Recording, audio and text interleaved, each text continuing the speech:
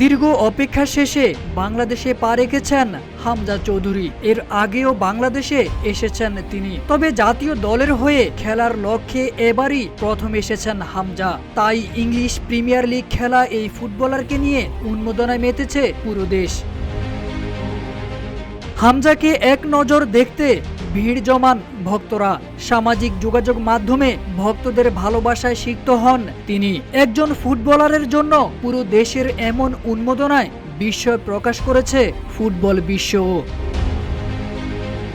Hamza Chowdhury Bangladesh football দলের হয়ে খেলবেন, সেজন্য দীর্ঘদিন ধরে ভক্তরা অপেক্ষা করেছিলেন।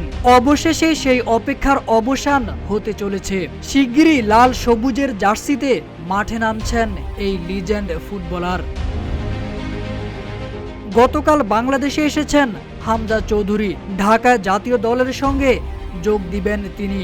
সে খবরে সারা দেশ এখন তোলপাড়। হামজার আগমনের হাওয়া লেগেছে ক্রিকেট অঙ্গনেও।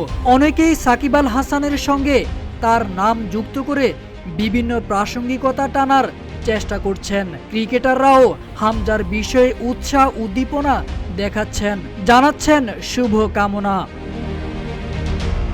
গতকাল মুশফিকুর রহিম সামাজিক যোগাযোগ মাধ্যমে হামজার ছবি শেয়ার করে জানিয়েছেন শুভ কামনা। শুভ কামনা জানিয়ে লেগ স্পিনার রিশাদ হোসেন ফেসবুকে লিখেছেন, বাংলাদেশে আপনাকে স্বাগতম, এগিয়ে যাক বাংলাদেশ ফুটবল দল।